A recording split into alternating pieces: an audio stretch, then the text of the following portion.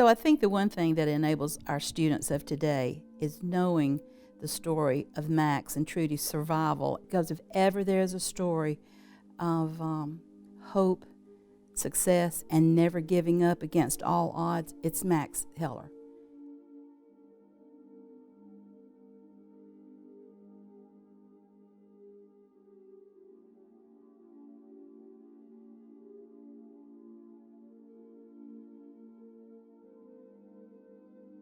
Growing up in Vienna, Austria, he became increasingly concerned about the onset of Nazism. They took his job away, they forced him to wash the streets, they took all their possessions away, they shut down their bank accounts, they took their car, they took their apartment. And my father said to his parents, "We have to get out of here, and we're going to go to America." As the situation grew more and more tense in the late 1930s, he literally escaped. And the only person he knew from the United States was a young woman that he had met at a dance in Vienna. It was one dance and a half an hour walk. So he always kind of revered her his whole life.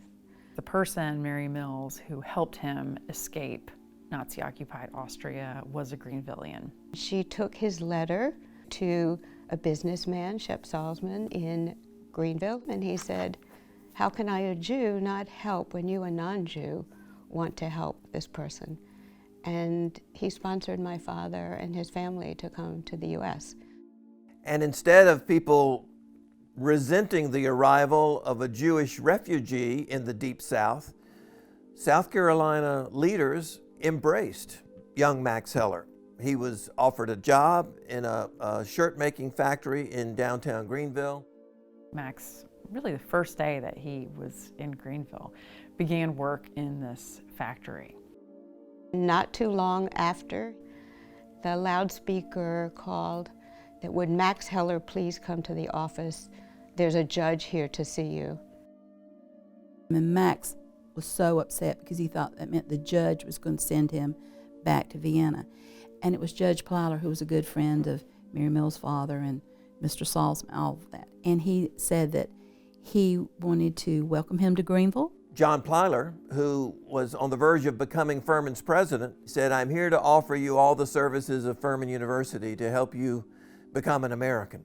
From that day on, my father was devoted to Furman. When someone like the president of Furman welcomes you, it's very much like Greenville is welcoming you. And he never forgot that. So the Heller family and Furman University in Greenville, South Carolina, have all been intertwined in terms of their own progress and development over the last 50 years. My father quickly rose, and from sweeping floors and cleaning toilets to the foreman of the cutting room, and then he became the vice president of the firm. He ended up starting his own company making shirts. Then he went on to become a member of the city council and then the mayor. He wanted to be sure that senior citizens had good homes. He wanted to be sure there was busing for people who needed it in the city. He integrated his factory when things were still segregated and said to people, "If you want to work with me, then everybody is the same." And so he did all those things very early on. And then I think some of the city elders came to him and said, "Would you run for city council?" And he won for city council. And then they asked him to run for mayor. Throughout the 1970s, Max Heller was the mayor of Greenville, and he brought a vision of the future for Greenville that is still paying off dividends.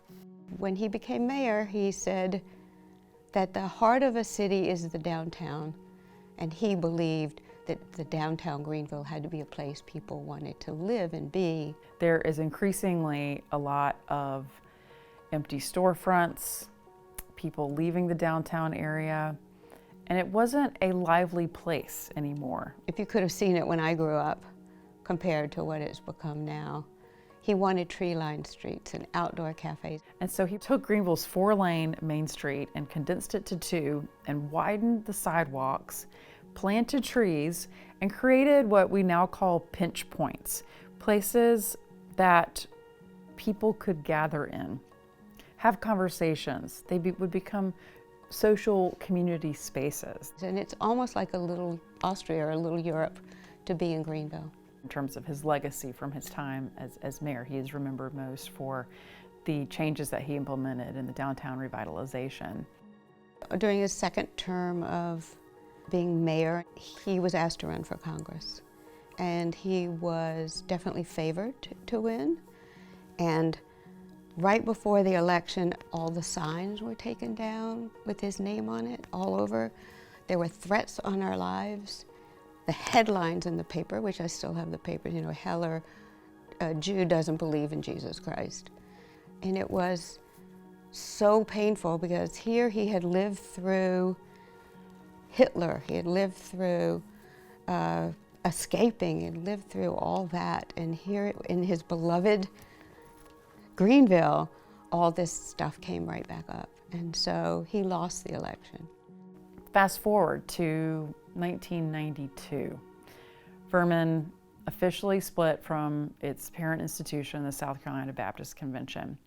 And the reason that's significant to the Max Heller story is that the South Carolina Baptist Convention had previously had almost total control over who would serve as a trustee of Furman University.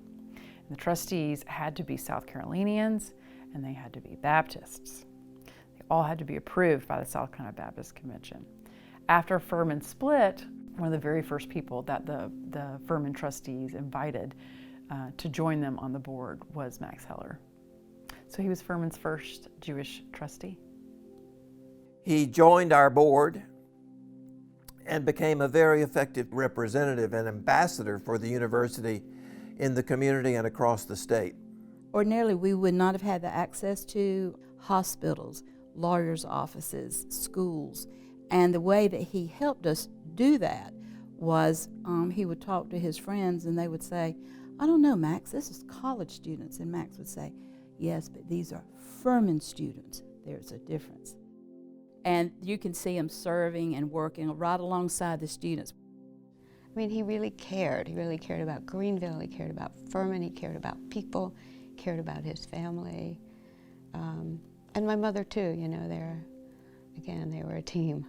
In 2002, his friends wanted to do something for him and Trudy, and they endowed CESC, Collegiate Educational Service Corps. The Heller Service Corps, as it's called today, is one of the shining lights of the Furman experience. It's one of our most important programs, and that's largely because of the leadership and the inspiration provided by Max and Trudy in terms of social service, reaching out into the community and treating our students as citizens, not just as academicians. They had no concept of what they endured, what they suffered before they arrived here.